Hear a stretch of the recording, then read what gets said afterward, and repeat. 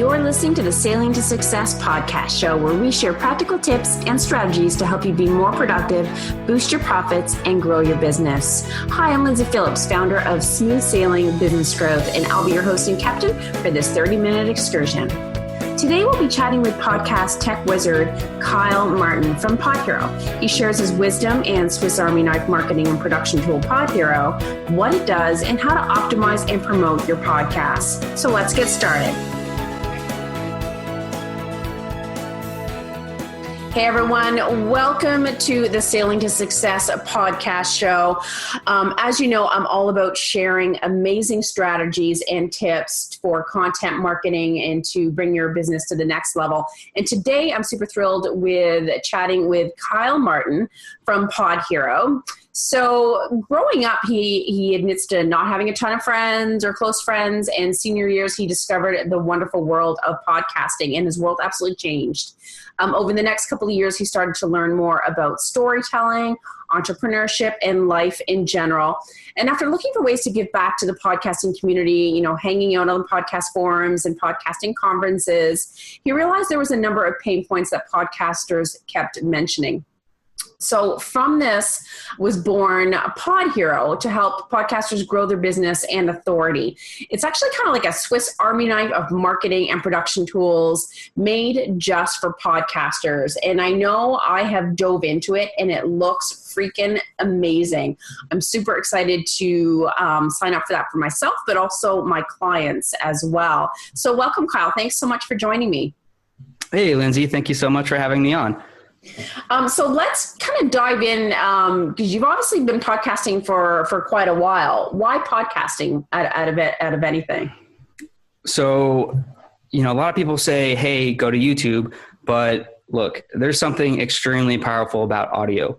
Mm-hmm. The thing is, people listen to your podcast when they're by themselves, when they're washing their dishes, when they're driving home, when they're driving to work. Whatever the situation is you're in their ears, and people don't realize how powerful it is to basically have some one-on-one time with each listener, and it builds just a very strong connection.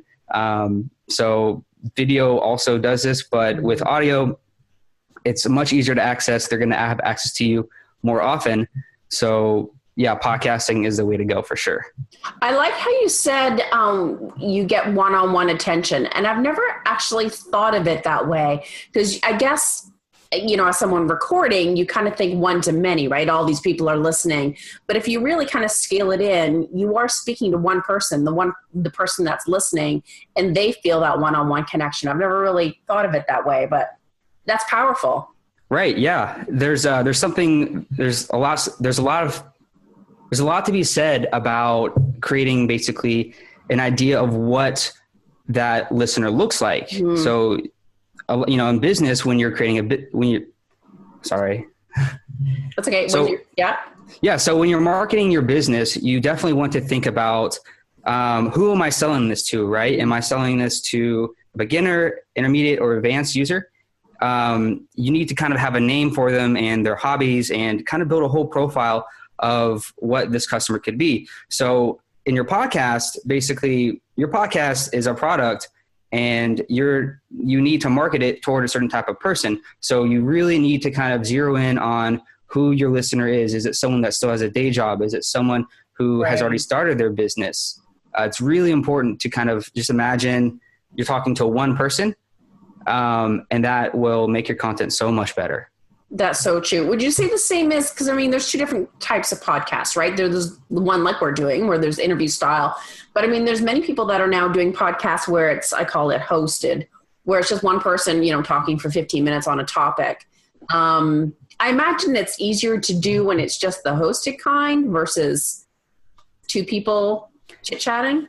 So it's actually, starting an interview podcast is actually one of the best ways to get started in podcasting, because a lot of people are very afraid of, well, I don't have enough to say to the world, or, I don't know if I can do this every week. With an interview podcast, one, you're building a lot of connections, and two, you don't have to always come up with content. Like, your guest is going to provide the content, totally, and you also are going to learn as well. So, yeah, definitely I would start with interview podcasts. However, the hosted podcasts are also awesome. You have to treat it like a blog. You have to be very consistent, and you have to, deliver value for every single second that they're listening, because if you start wandering off, that's basically it. Like, they're going to stop listening. So you really need to kind of have a strong core message and a core sort of listener persona if you're going to do a hosted podcast. The thought of doing a hosted podcast scares the crap out of me. I'm like, I don't think I could ever do it. I don't think I could ramble on for 20 minutes on one topic. It's hard enough for me to do my videos where I talk for 3 to 5 minutes. Right. Yeah. That's your comfort level too, right?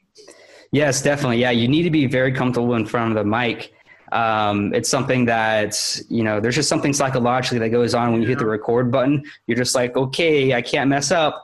But really half of podcasting is just being comfortable in front of the mic, and, just not being afraid to get out there and, share what you have. I think people are looking for authenticity more so than perfection. Absolutely. 100%. It's okay to leave some ums in there and uhs. It's a natural thing that people do. So I just did it right there. Conversation. I don't like when some clients I've had and they're like, "Oh, I coughed here," and I'm like, "Who cares?" It shows that you're a real normal human being versus this, and you can tell when it's chopped and cut out a little bit. I prefer it when it's natural, personally. Yeah, totally. And the other thing is, part of your podcasting focus is being efficient in your business. So if you're doing a podcast for your business, right, you don't have time to edit out every single and ah. No. It's something that you just need to just record it. People will get value from it, and then ship it. I agree. Absolutely. Taking action is the biggest part. So let's dive into podcasting and promoting podcasts. I mean, we were kind of talking off air a little bit how, and I see it so often where someone will do a podcast, they send an email out to their list, they'll do, ask social media posts the day that it goes live. And then it's almost like the podcast falls off the face of the planet. That to me is like one of the biggest mistakes. What other advice would you give out to new podcasters out there for promoting their podcast? Yeah, so there's a number of ways I would recommend. The first tip I would say is when you tweet about your episode, don't just tweet once. Tweet maybe a couple of times an hour, and then wait a couple of days and tweet it again, and then wait a week out and then tweet it again. I think it's the average lifetime of a tweet is about 10 minutes. So if you're not on, if your listeners, right. Yeah, it's insane. So I would definitely recommend posting multiple times using Buffer or Meet Edgar, some sort of social media scheduling tool to help you with that, because ain't nobody got time for that. No. And thank God for pre-scheduling. Right. Yeah, definitely revolutionized, online marketing. So if you don't already have a social media scheduling tool, get one of those. And you can even hook it up to your podcast feed. So, you can almost automate a lot of your marketing. And that's actually kind of what my tool does. PodHero is essentially helps people automate and speed up marketing techniques for podcasts. So another way I would recommend marketing your podcast is taking your audio content and repurposing it. So you can do that through a couple ways. First way is basically getting your audio transcribed into a PDF. Some people may prefer just to read, or they just don't have access to headphones at the moment. They just kind of want to read something and still absorb your content. You can use a service like rev.com to essentially, use rev.com. Great. Yeah, I like it. Yeah, they're great. And it's only about $1 a minute. So with 24-hour turnaround, that's not bad at all. Fast. Yeah. And do you think it's pretty accurate? It is, because I've used a couple of other sources and the amount of editing was more. Gotcha. Yeah. So that's perfect.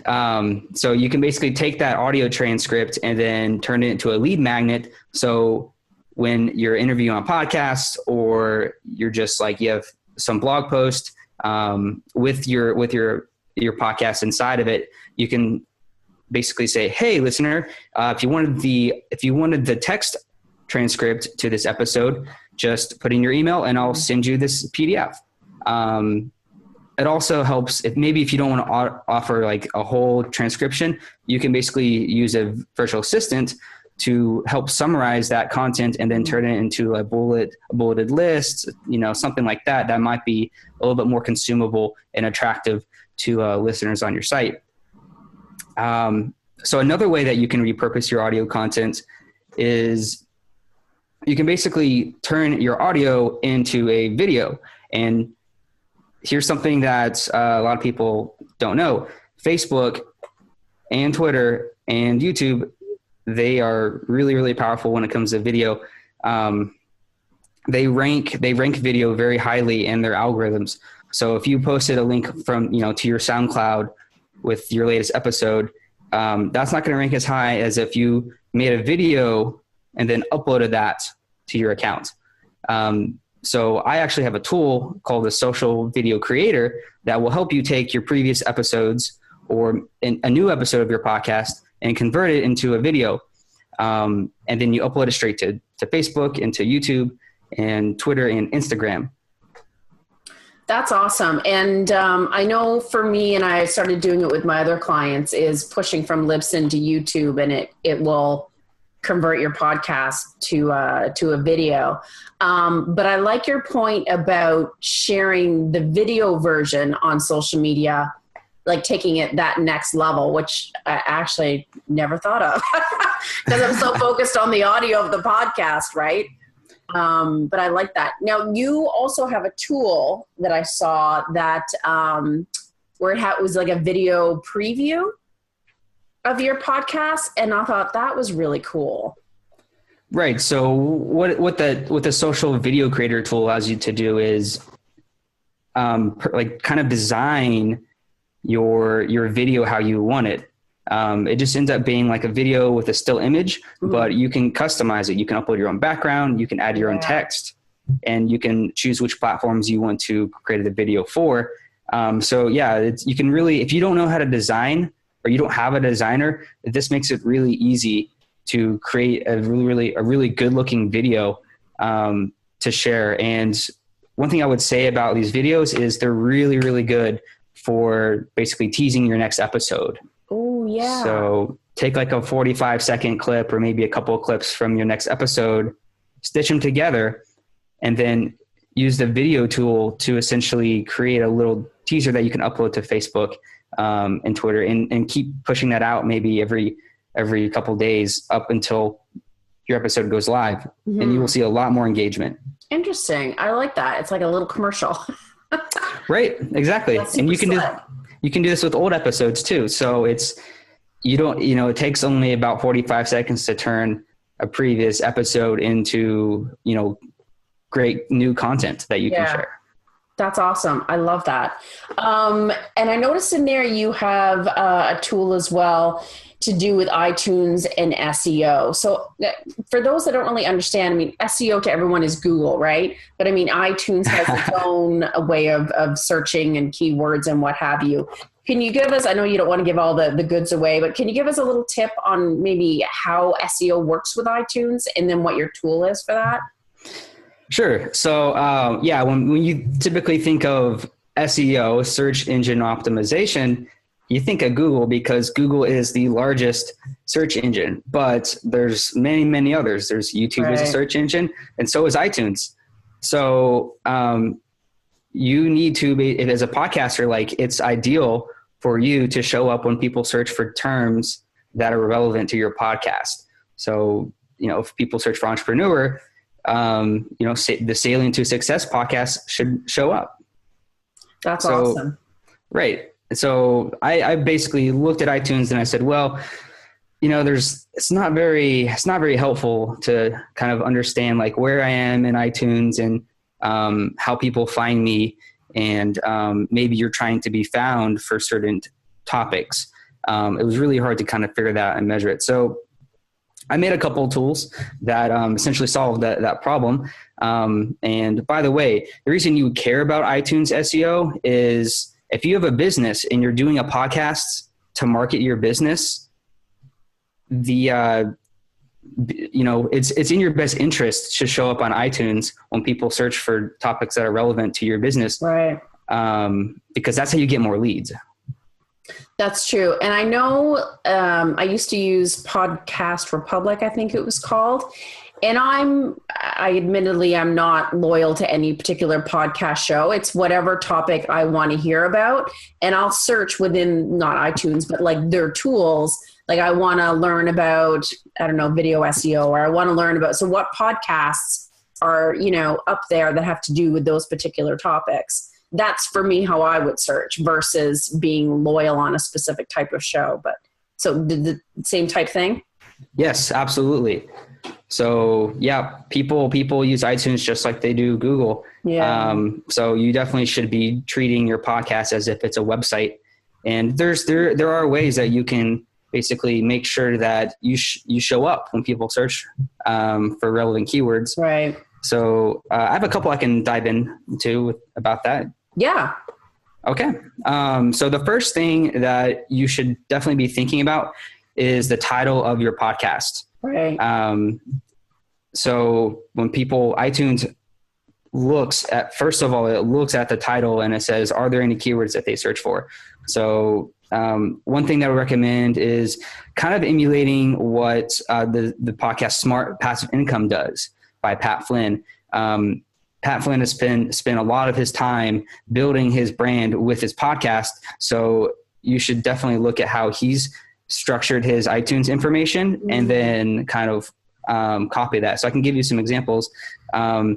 What Pat Flynn does is his show name is the Smart Passive Income Podcast. And then he actually stuffs keywords into the title of his show. So he uses online business, he uses blogging, passive income, and lifestyle. So he's putting keywords right in his title, and that's actually extremely powerful. So if you go into iTunes and you search for online business, he's going to show up pretty high up in the list.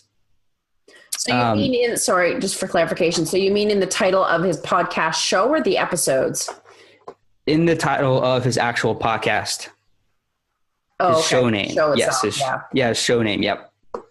And the description as important as well?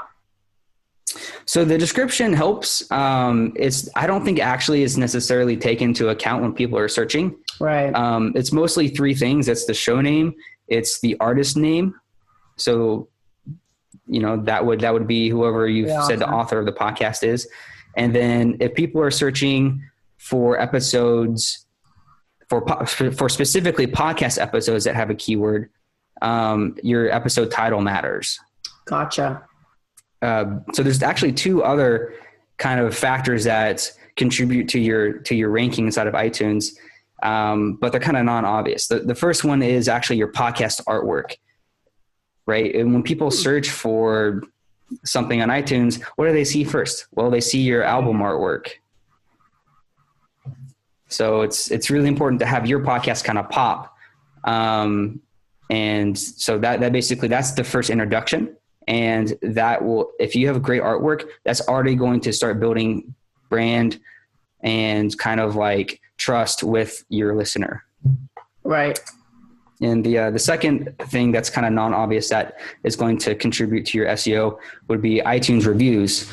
It mostly provides social proof, but if you have a business that, you're using your podcast to market your business, this is going to help you get more leads. It's going to help you get more clients because that social proof is like already helping them understand that like you provide something great, and they're going to be much more likely to listen.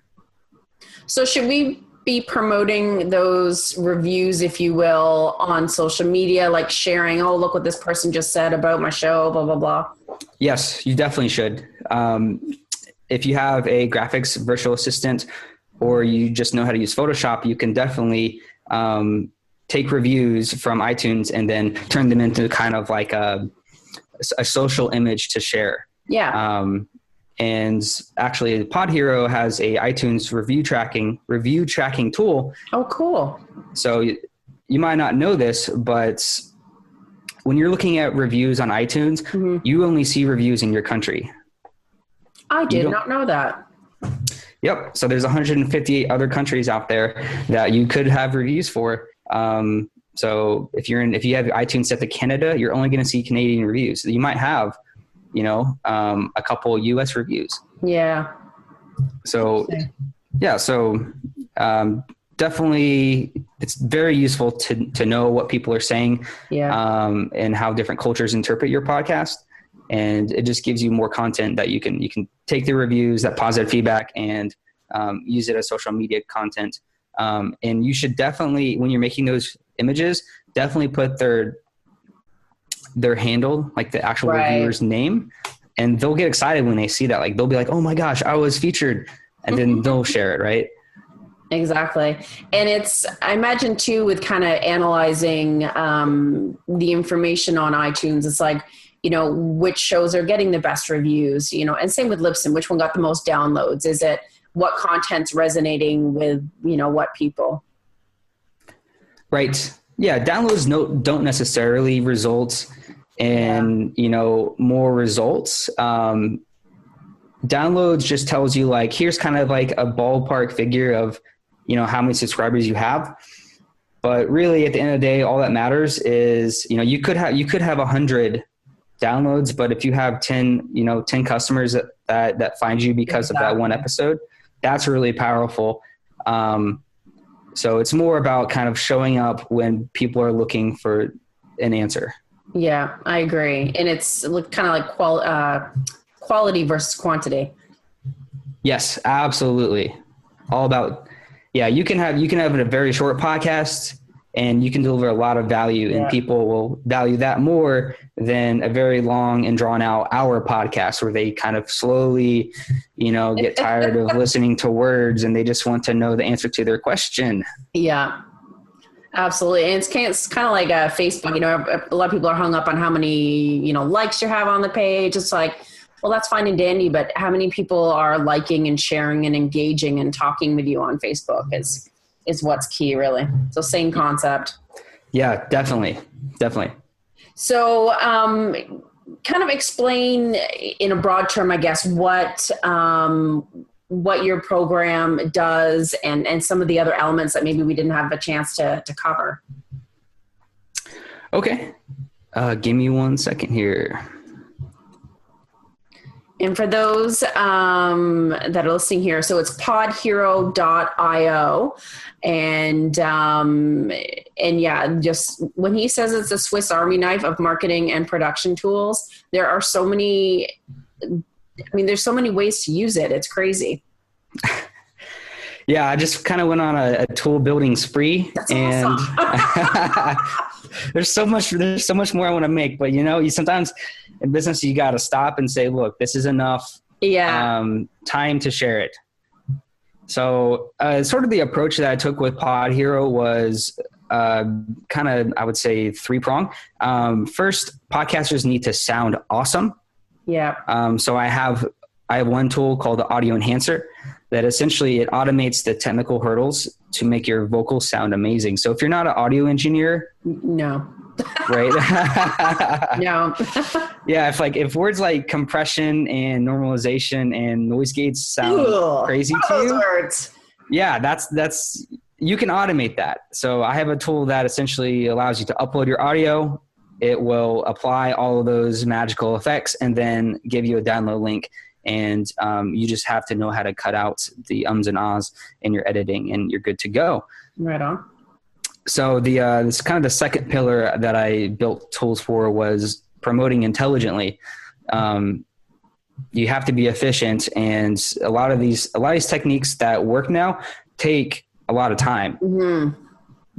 So one of them is basically I allow you to turn, we actually talked about this earlier, you can turn your previous episodes into social media videos. Yeah, that's so cool.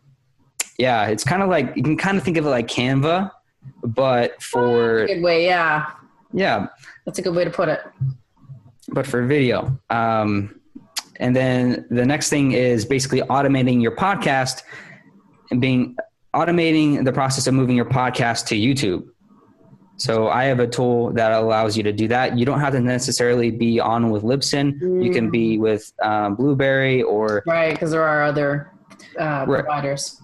Right, there's many others. And even if you move podcast hosts, this would continue to work. And it's a little bit more robust than, I would say, Libsyn. You can kind of control more of how your video looks and kind of the description in the video and keyword tags and everything like that. It's really important. So, I just want to mention one thing. YouTube is the second largest search engine behind Google. Yeah. So if you're you should push your podcast to YouTube. Absolutely. Because Google will rank that much higher than, say, like your website or other things. And it just gives you more credibility within Google. And also, if you're linking your website in your podcast episode description, it will provide a backlink back to your website, thus raising your Google SEO. Perfect. Triple whammy. Bam, bam, bam. And another feature I want to mention is what's called the episode media kit. So we sort of talked about how you may want to start an interview podcast. And one of the things that comes along with having an interview podcast is essentially encouraging your guest to share the episode that you recorded with them with their audience. And if you can leverage their audience, that's how you grow. That's how you grow your podcast. Absolutely. So if you get, a very popular person or just, a very ordinary person like myself, what you want to do is you want to make it like almost frictionless for them to want to share your episode on like Facebook and LinkedIn and whatever social media platform you're going for. So I basically created a tool that would allow the podcaster to basically create these click to share social media posts. So you can, queue up a tweet and some Facebook posts and some LinkedIn posts and maybe some like social media images. You can kind of like bundle these all together and then send a link with all of this stuff to your interviewee. Awesome. Like a media link that has all the stuff they need to start promoting it. And it just makes it like a no-brainer for them. Right. It's a media kit for your episode. Awesome. And they can just, if they're on LinkedIn, they just like read the tweet or the LinkedIn post and like, oh, that sounds good. I like that. I'm going to share this. They click it and then it shares it. They don't have to like spend time thinking about what and how to share. Yeah. You want to remove that barrier so that they push it out for you. Absolutely. Yep. Nice. And yep. So there's a lot of tools in there. I don't think we have time to go through all of them. They'll have to check it out themselves, Kyle. Yes. Yeah. Come on over, guys. Awesome. Well, you've shared tons of advice on podcasting and tips. And again, I'll say go to podhero.io, of course, to check out your Swiss Army knife for podcasters. I love that term. Awesome. So thank you again for sharing all those great strategies. And I know I'll be checking out that tool for myself, but also my clients. I'm always looking for ways to optimize marketing for the podcast and boosting SEO and just growing our business through podcasting. So thanks for that. You're welcome, Lindsay. Alrighty. So that is that for this special episode, guys, of Sailing to Success podcast. You'll, of course, find this episode and previous episodes at sailingtosuccesspodcast.com. And if you are looking to, calm the choppy waters of fast-paced business growth and attract and acquire more customers faster with powerful content marketing, head over to smoothbusinessgrowth.com. So until next time, folks, I wish you all a productive and profitable week, and may the winds always be at your back.